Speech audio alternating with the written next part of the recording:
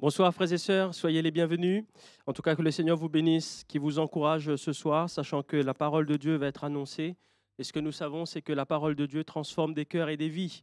Et c'est encore un temps de grâce et de bénédiction que nous partageons ensemble. En tout cas, soyez les bienvenus pour ceux aussi qui viennent pour là où les premières fois qui nous écoutent.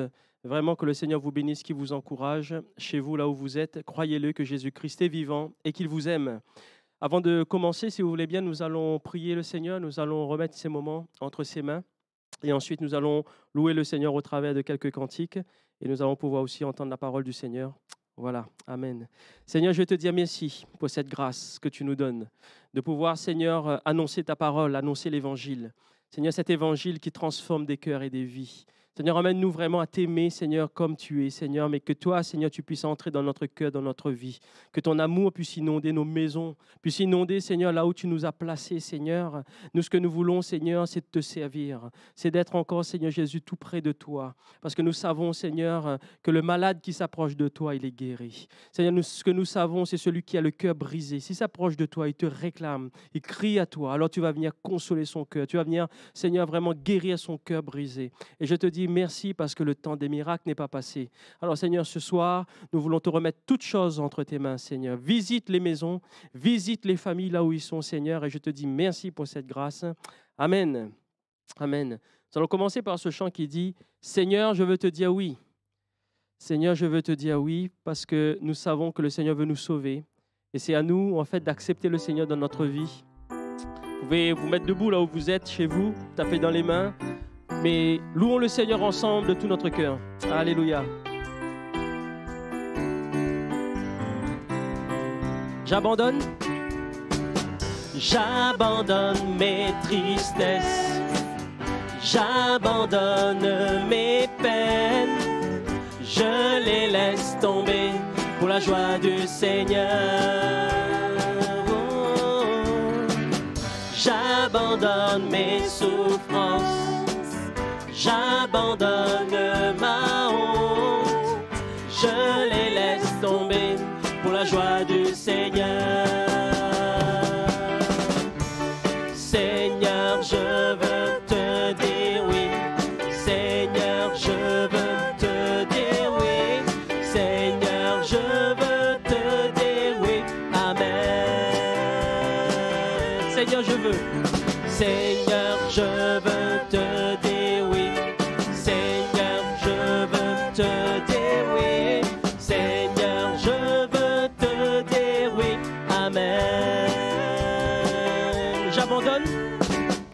J'abandonne mes tristesses, j'abandonne mes peines, je les laisse tomber pour la joie du Seigneur. Oh. J'abandonne mes souffrances, j'abandonne ma honte, je les laisse tomber pour la joie du Seigneur. Seigneur, Seigneur, je veux te dire oui. Seigneur, je veux te dire oui. Seigneur, je veux te dire oui. Amen. Seigneur, Seigneur, je veux te dire oui.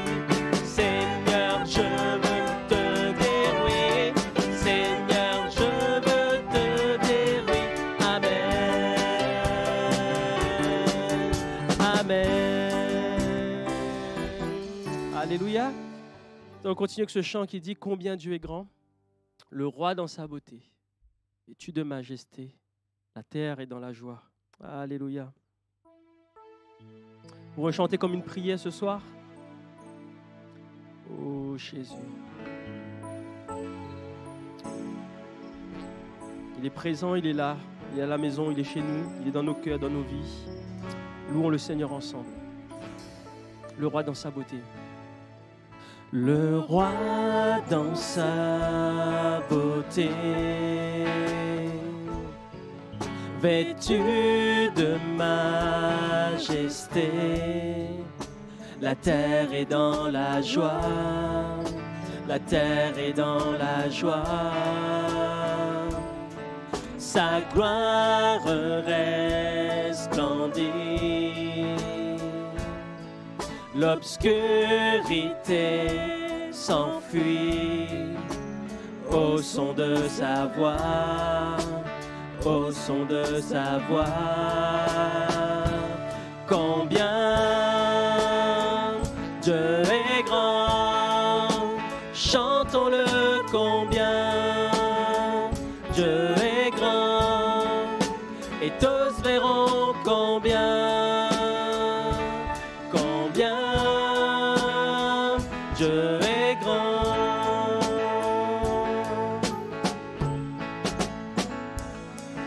Car d'âge en âge il vit, le temps lui est soumis, commencement et fin, commencement et fin. Céleste Trinité, Dieu d'éternité, il est l'agneau divin, il est l'agneau divin. Combien Dieu est grand, chantons-le combien Dieu est grand, et tous verront combien, combien Dieu est grand. Son nom est tout puissant, son nom est tout puissant, digne de louange. Je chanterai combien Dieu est grand.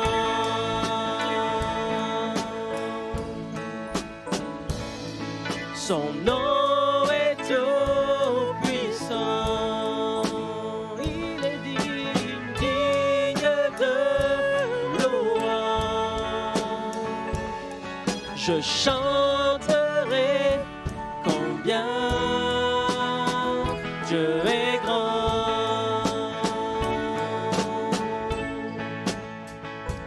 Combien Dieu est grand, chantons-le combien Dieu est grand, et tous verront combien, combien Dieu est grand. Alléluia. On continue ce chant qui dit: jour après jour, je cherche ta face. Jour après jour, je vois ta grâce.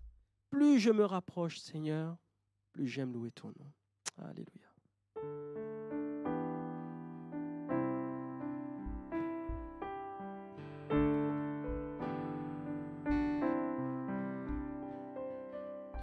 Jour après jour, je cherche ta face. Jour après jour, je vois ta grâce. Plus je me rapproche, plus j'aime louer ton nom. On le reprend jour après jour. Jour après jour, je cherche ta face. Jour après jour, je vois ta grâce. Plus je me rapproche, plus j'aime louer ton nom. Garde mon cœur pur, garde-moi dans tes voies. Je te suivrai toujours. Seigneur, enseigne-moi ton humilité et à faire ta volonté. Je garde ta parole. Je garde ta parole, je cherche ta présence. Je te poursuivrai de tout mon cœur, car un jour je sais, je vais te voir, Seigneur. Garde mon cœur pur, garde-moi dans tes voies. je te suivrai toujours. Seigneur, enseigne-moi ton humilité et à faire ta volonté. Garde mon cœur pur, garde-moi dans tes voies, je te suivrai toujours. Seigneur, enseigne-moi ton humilité et à faire ta volonté. Alléluia. Avant de laisser la place à notre frère, nous allons chanter ce chant qui dit « Gloire à l'agneau, car il est glorieux, il est digne de régner. L'agneau est souverain. » Alléluia. Oh Jésus. Alléluia Seigneur. Et parlez au cœur encore ce soir, Jésus. Gloire, gloire, gloire à l'agneau. Gloire, gloire, gloire à l'agneau, car il est glorieux et digne de régner. L'agneau est souverain. Nous élevons la voix pour l'adorer. L'agneau est souverain. Gloire ensemble. Gloire, gloire, chantons. Gloire à l'agneau, chantons gloire. Gloire, gloire, gloire à l'agneau, car il est glorieux et digne de régner. L'agneau est souverain.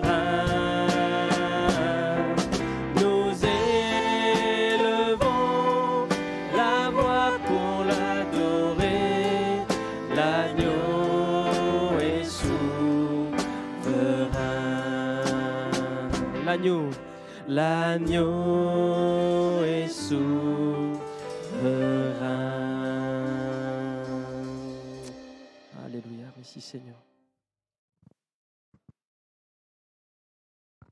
Que le Seigneur soit béni pour ses grâces et ses bienfaits qu'il répand sur nous jour après jour. Je voudrais vous inviter à faire une lecture dans l'Évangile de Luc au chapitre 13 et à partir du verset 6, où il nous est dit ceci, il dit aussi cette parabole, un homme avait un figuier planté dans sa vigne, il vint pour y chercher du fruit et n'en trouva point. Alors il dit au vigneron, voilà 3 ans que je viens chercher du fruit à ce figuier et je n'en trouve point. Coupe-le. Pourquoi occupe-t-il la terre inutilement? Le vigneron lui répondit, Seigneur, laisse-le encore cette année. Je creuserai tout autour et j'y mettrai du fumier. Peut-être à l'avenir donnera-t-il du fruit, sinon tu le couperas. Amen. Le figuier représente, pour chacun d'entre nous, dans cette parabole que le Seigneur Jésus nous donne, représente Israël, mais représente également chacun d'entre nous, chaque homme, à qui Dieu donne une nouvelle occasion de se tourner vers lui, de changer de conduite, d'attitude, de se repentir de ce péché. Et s'il se tourne vers le Seigneur le bénit pleinement. Parce qu'il attend de chacun d'entre nous, de l'homme, qu'il y ait de la repentance, un changement de conduite. Et lorsque l'homme se juge lui-même,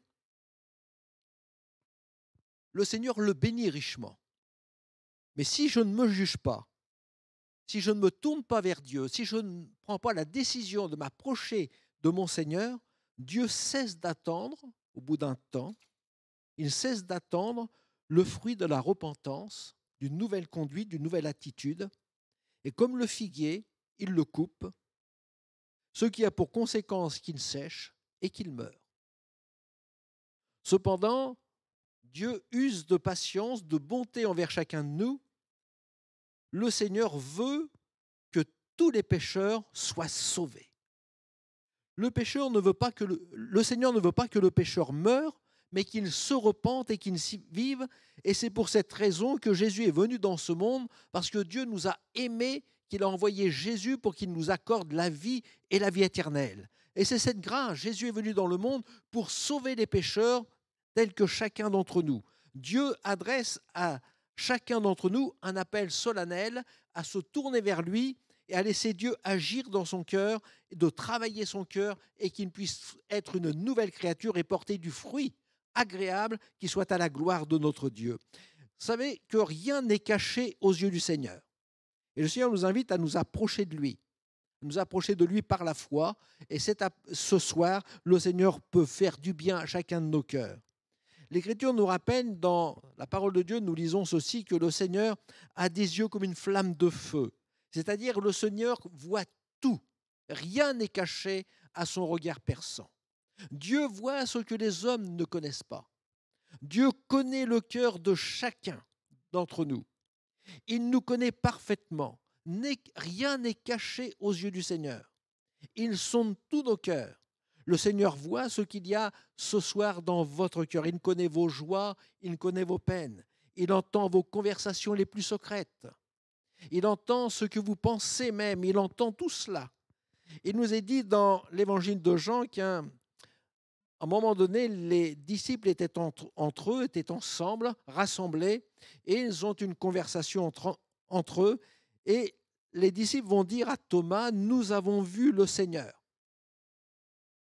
Et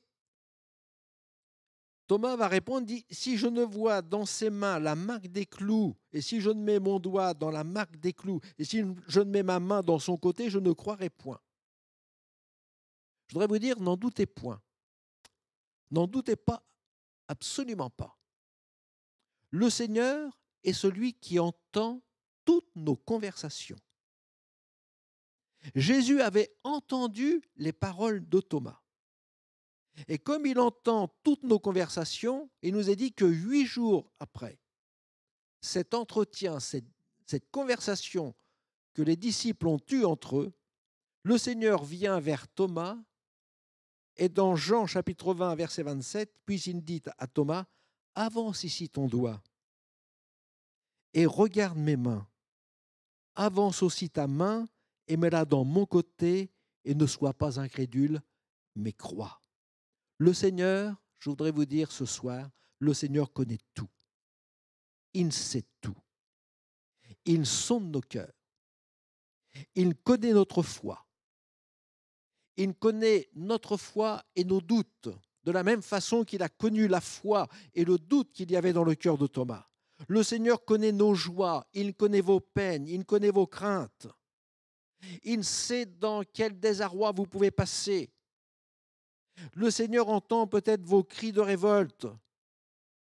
Dans la parole de Dieu, il nous est rappelé qu'il n'y a aucune de nos larmes qui est oubliée devant le Seigneur. Il recueille les larmes de celui qui pleure.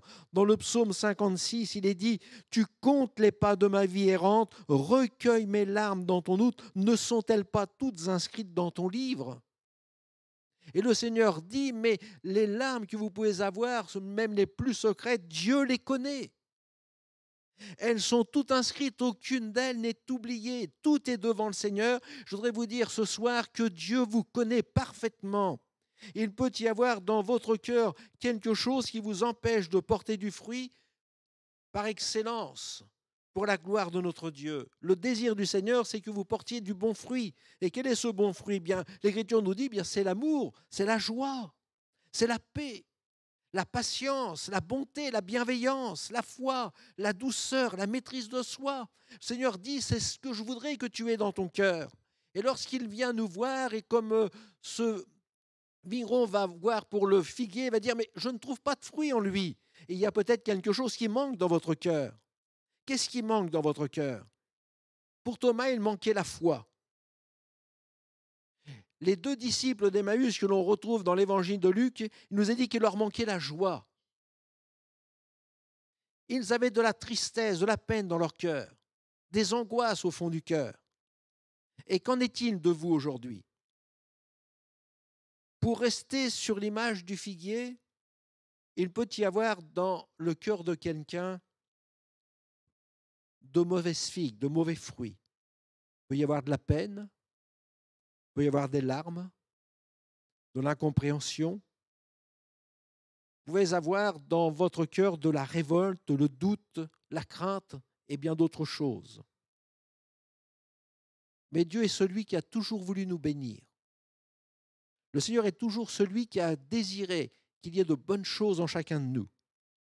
D'ailleurs, nous le lisons dans Ésaïe chapitre 30, verset 15, « Car ainsi a parlé le Seigneur l'Éternel, le Saint d'Israël, c'est dans la tranquillité et le repos que sera votre salut. C'est dans le calme et la confiance que sera votre force, mais vous ne l'avez pas voulu. » Donc le Seigneur nous donne tout ce qui est nécessaire. Il nous dit, mais c'est dans la tranquillité et le repos que sera ton salut, c'est dans le calme et la confiance que sera ta force, mais jusqu'à présent, tu ne l'as pas voulu. Pourtant, j'ai voulu te donner de bonnes choses, j'ai voulu te donner de fortes choses, j'ai voulu te donner le repos, j'ai voulu te donner le salut. J'ai voulu que tu puisses avoir de la force pour continuer ta route, même dans ce chemin difficile, mais jusqu'à présent, tu ne l'as pas voulu. Mais le Seigneur revient de nouveau vers nous. Il nous dit bien, ce que tu as refusé de prendre, de saisir les grâces, les bénédictions que j'ai désiré te donner, parce que c'est là la bonté de Dieu, c'est qu'il désire nous donner ce qu'il y a de meilleur. Le Seigneur dit, je reviens vers toi encore et je vais creuser au pied de ton cœur. Je vais y mettre de l'engrais, je vais y mettre du fumier, je vais espérer qu'enfin tu ouvres ton cœur pour que tu puisses saisir la main secourable de ton Dieu, parce que le Seigneur désire vous donner de riches bénédictions. C'est ça la grâce de Dieu. Je voudrais vous dire, dites oui au Seigneur Jésus. Et le Seigneur dit, jusqu'à présent, tu ne l'as pas voulu. C'est dramatique quand nous avons quelque chose de bon qui est à notre disposition que nous ne voulons pas le prendre. Et en continuant dans Ésaïe 30 au verset 18, il est dit, mais cependant, tu ne l'as pas voulu jusqu'à présent, mais cependant, l'Éternel désire vous faire grâce. Et il se lèvera pour vous faire miséricorde. Car l'Éternel est un Dieu juste, heureux ceux qui espèrent en lui. Donc jusqu'à présent, j'ai refusé de saisir la main bénie de Dieu. J'ai refusé de prendre la main secourable du Seigneur. Pour différentes raisons, peut-être de la détresse, un manque de foi, par le doute, l'incompréhension, de la révolte. Mais le Seigneur dit, cependant, je me lève encore, je désire te faire grâce. Cependant, je désire te secourir. Je désire te faire miséricorde. Alors tu seras heureux si tu espères aujourd'hui dans le Dieu vivant et vrai. Le Seigneur s'adresse à chacun d'entre nous pour que nous puissions saisir sa bénédiction. Mais Dieu s'adresse également à l'homme pécheur, à celui qui est perdu dans ses péchés. Nous devrions désirer que les œuvres de nos dernières années soient meilleures que les premières. Cependant, nous pouvons faire un triste constat, c'est qu'un grand nombre de personnes ferment les yeux sur leurs mauvaises œuvres. Et le Seigneur sait ce qu'il y a dans notre cœur. Il sait ce qui est bon, et il sait ce qui est moins bon. Dans l'Écriture, nous lisons que Jésus, voyant venir à lui Nathanaël, dit de lui, « Voici vraiment un Israélite dans lequel il n'y a point de fraude. » Il n'avait pas besoin que l'on vante les mérites de quelqu'un. Il savait que dans cet homme, c'était quelque chose de bien. En utilisant différentes figures, le Seigneur attend que nous portions de bons fruits dans notre cœur, qu'il y ait quelque chose de bon en nous. Et pour cela, Dieu, dans sa grâce, accomplit son œuvre. une œuvre d'amour, il le fait avec patience. Il le fait avec patience pour que notre cœur naturel porte quelque chose de bon, d'agréable, qui est de la bonté, de l'amour dans notre cœur. Jésus dira, mais tout sarment qui est en moi et qui ne porte pas de fruits, il le retranche. Dieu retranche ce qui est mauvais dans notre cœur et il veut le retrancher.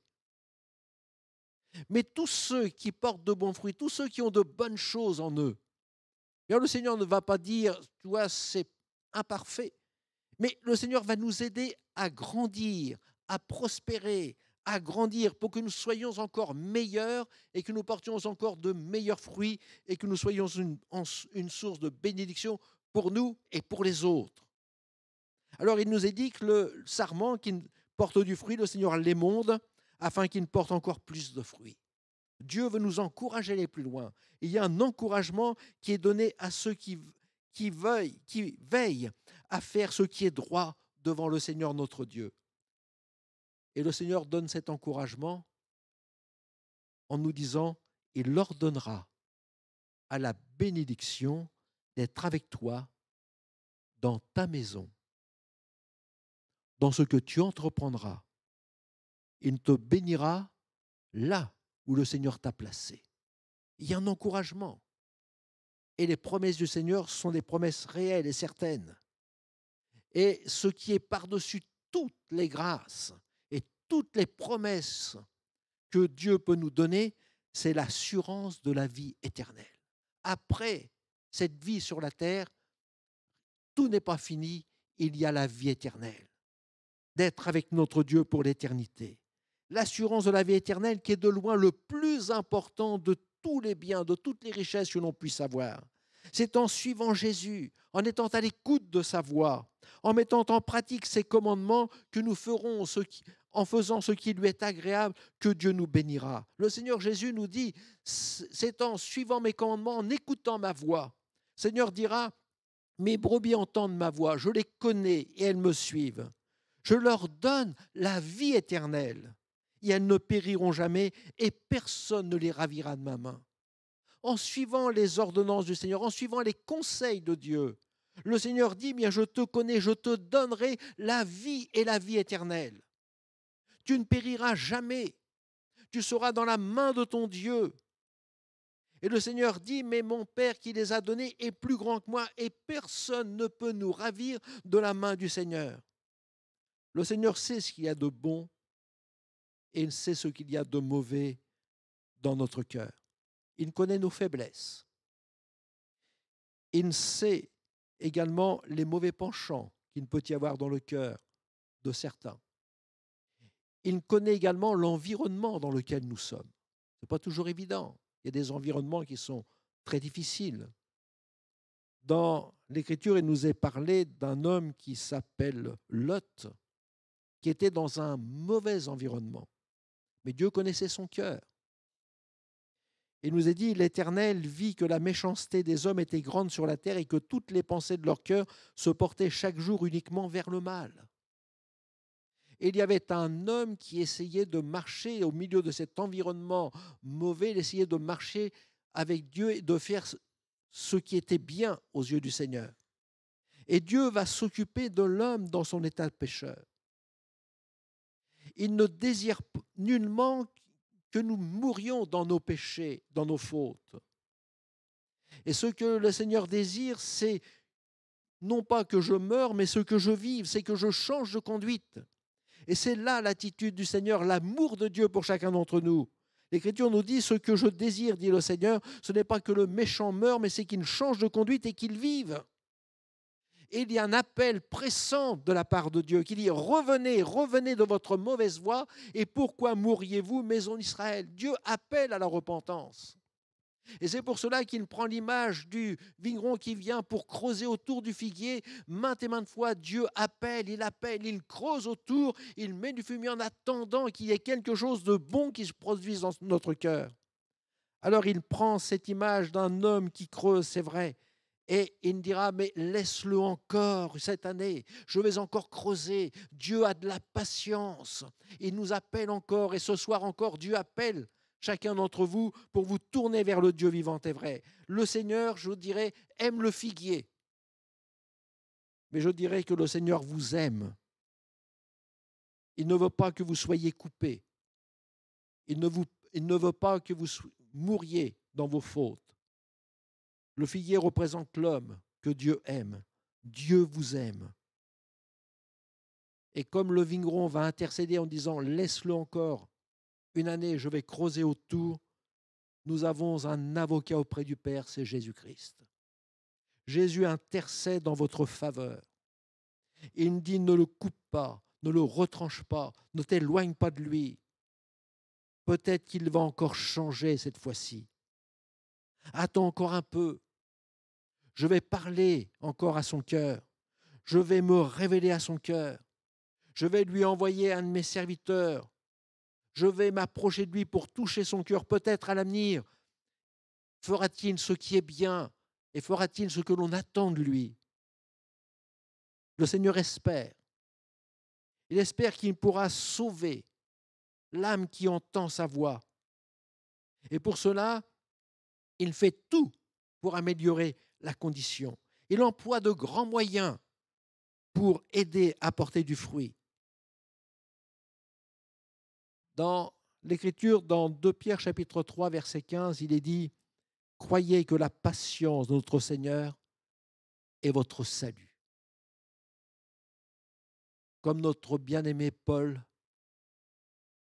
vous l'a aussi écrit selon la sagesse qui lui a été donnée.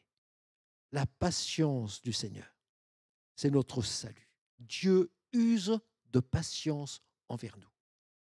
Le Seigneur use de patience envers vous. Il creuse encore, il attend que vous puissiez tourner vos regards vers lui, saisir sa main bénie, lui laisser tout votre cœur, vous abandonner entre ses mains et de pouvoir lui dire ce soir, Seigneur, viens et viens dans mon cœur, Seigneur, je te donne toute ma place.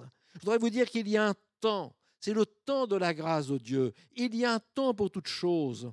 C'est le temps de la grâce que Dieu veut nous accorder. Il y a un temps pour saisir la grâce que le Seigneur veut vous accorder ce soir. Dieu est un Dieu merveilleux qui veut vous accorder sa bénédiction. Dans Hébreux chapitre 4, verset 13, il est dit « Nulle créature n'est cachée devant lui, mais tout est nu et à découvert aux yeux de celui à qui nous devons rendre compte. » Tout est nu et à découvert. Il est un Dieu merveilleux qui veut nous inviter à nous approcher de lui. Le Seigneur nous rappelle dans sa parole, dit « Mais tu n'as pas connu le temps où tu as été visité. » Et je voudrais vous dire ce soir, mais connaissez ce temps où Dieu parle à votre cœur. Rien n'est caché aux yeux du Seigneur. Tout est nu et découvert devant le Seigneur. Et nous aurons tous des comptes à rendre devant Dieu. Sur le mont du Calvaire, Jésus se retrouve au milieu de 2 brigands qui sont condamnés, eux aussi, à mourir crucifiés sur une croix. C'est pour eux le temps de la grâce. Ce n'est pas le temps de la grâce, ce n'est pas la fin des souffrances. Le temps de la grâce, ce n'est ni la guérison de leurs blessures qu'ils ont reçues. Pour eux, le temps de la grâce, c'est le salut de leur âme. C'est la vie éternelle. Le Seigneur attend de vous qu'il y ait un changement radical dans votre vie. Le Seigneur veut vous faire grâce et vous bénir. Il veut vous conduire à la repentance, à un changement de conduite. Il veut vous conduire à implorer le pardon de Dieu. Ça peut être le plus beau jour de votre vie aujourd'hui lorsque l'on reçoit l'assurance de la vie éternelle, lorsque l'on reçoit la bénédiction de notre Dieu. Acceptez Jésus dans votre cœur, quel que soit votre passé. Dieu l'efface et Jésus pardonne. Jésus pardonne. Le Seigneur était avec 2 brigands sur le mont du Calvaire. Ce sont des brigands. Et le Seigneur va pardonner à l'un qui se tourne vers lui en lui disant « Aujourd'hui, tu seras avec moi dans le paradis ». Cet homme a saisi la grâce de Dieu. Il a pris dans sa main la main du Seigneur. C'était le temps de la grâce pour lui. Demain, c'était trop tard. Mais c'était aujourd'hui le temps de la grâce de Dieu. Son autre compagnon, qui mourait également sur une croix, est passé à côté de cette grâce. Il a refusé ce temps de la grâce. Et pourtant, Dieu l'avait appelé.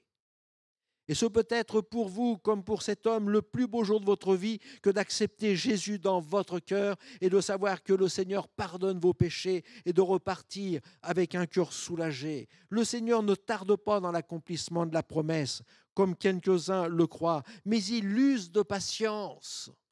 Mais il use de patience envers vous, ne voulant pas qu'aucun périsse, mais voulant que tous arrivent à la repentance. Les délais du Seigneur ont une limite, je dirais. Il y a un temps pour tout. Il y a le temps de la grâce de Dieu, le temps de l'appel du Seigneur. Lorsque Dieu a appelé Lot à sortir de son environnement qui était mauvais, de Sodome et Gomorrhe, il nous est dit ceci: dès l'aube du jour, les anges insistèrent auprès de Lot en disant: lève-toi, prends ta femme et tes 2 filles qui se trouvent ici, de peur que tu ne périsses dans la ruine de la ville. Il y a un temps de la grâce. Il nous a dit: et comme il tardait. Et peut-être que pour vous encore aujourd'hui, vous tardez à saisir la main bénie du Seigneur pour trouver la sécurité, la bénédiction, la grâce, le secours dont vous avez besoin, mais surtout le salut, la vie éternelle. Il nous a dit: comme il tardait, les hommes le saisirent par la main, lui, sa femme et ses 2 filles, car l'Éternel voulait l'épargner. Dieu veut vous sauver. Mais malheureusement, plusieurs ont négligé le temps où le Seigneur les a visités. Plusieurs ont négligé ce temps. Ils ont dit non, pour différentes raisons. C'est dramatique lorsque l'on entend dire: mais j'en éprouve pas le besoin. Faut-il attendre d'avoir besoin pour se tourner vers Dieu? Dieu nous aime. Si l'on ne veut pas répondre à cet amour si merveilleux, Dieu veut vous bénir. Ne voulez-vous pas saisir la bénédiction du Seigneur? Dieu est ce qu'il y a de meilleur pour vous aujourd'hui. Et le Seigneur nous dit que Dieu a envoyé sa parole. Il a parlé à notre cœur maintes et maintes fois. Et peut-être avons-nous refusé d'entendre Dieu parler. Nous avons refusé de laisser Jésus entrer dans notre cœur et nous avons fermé la porte.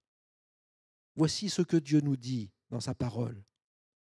Lorsqu'on ne vous recevra pas et qu'on n'écoutera pas vos paroles, sortez de cette maison ou de cette ville et secouez la poussière de vos pieds. Sortez. N'insistez pas, partez. Et allez plus loin, l'annoncer à ceux qui voudront recevoir la parole, la grâce, le salut, la bénédiction en Jésus-Christ. Lot est sorti de Sodome et Gomorrhe avec sa femme, ses 2 filles. Mais les gendres de Lot ont refusé, ont retardé, n'ont pas voulu le suivre et ils ont péri dans la ville de Sodome et Gomorrhe. C'est le temps de la grâce de Dieu. C'est le temps de la bénédiction de Dieu. C'est le temps de saisir pour ceux qui sont perdus le salut, la vie éternelle. C'est le temps de saisir pour ceux qui sont éprouvés la délivrance, le secours dont Dieu veut nous donner. C'est le temps de la grâce de Dieu. Et le Seigneur nous dit: au temps de la grâce, je t'ai exaucé. C'est le temps de la grâce de Dieu. Dans Ésaïe 49:8, il dit: ainsi parle l'Éternel, au temps de la grâce, je t'ai exaucé, et au jour du salut, je te secourrai, je te garderai et je t'établirai pour traiter une alliance avec le peuple, pour relever le pays. C'est la grâce de Dieu, c'est le temps de la grâce de Dieu. C'est le temps de la bénédiction du Seigneur pour les perdus.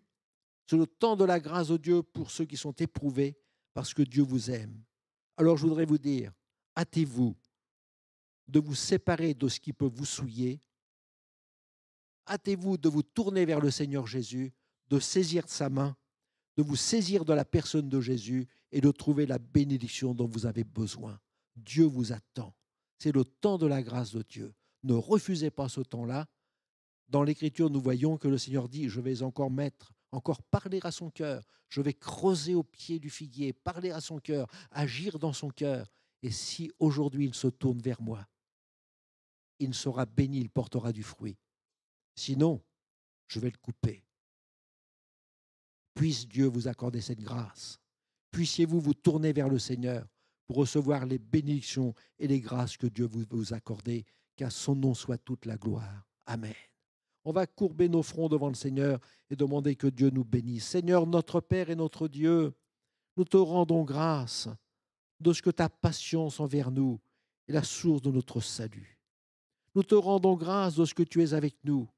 Tu t'adresses à celui qui est éprouvé, à celui qui manque de foi, comme Thomas, celui qui est dans le doute, dans l'incertitude pour demain, celui qui a peut-être de l'incompréhension, de la révolte. Seigneur, tu connais l'état des cœurs et tu appelles encore à se tourner vers toi, car c'est toi qui tiens tout entre tes mains bénies. C'est toi qui guéris et c'est toi qui sauves. C'est toi qui consoles, c'est toi qui relèves, qui nous fortifie dans ta grâce.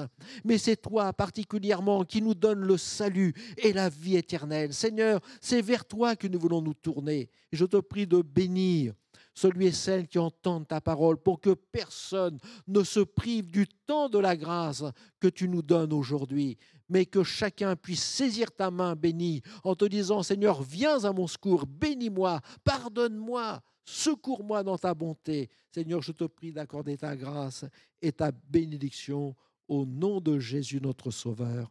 Amen. Amen. Chers amis, notre temps sous le regard du Seigneur se termine. Je voudrais vous rappeler que nos réunions habituelles, tous les jeudis, nous nous rassemblons à 14h30 rue du Maréchal Joffre pour le partage de l'Évangile. Tous les jeudis à 19h rue Georges Bernard pour notre réunion de prière. Et tous les dimanches au culte à 10h en présentiel dans la salle rue Georges Bernard et à partir de 10h30 pour ceux qui ne le peuvent sur le site internet. Voilà, que Dieu vous bénisse, qu'il vous accorde sa grâce et nous vous disons à très bientôt. Que Dieu soit avec vous et qu'il vous bénisse.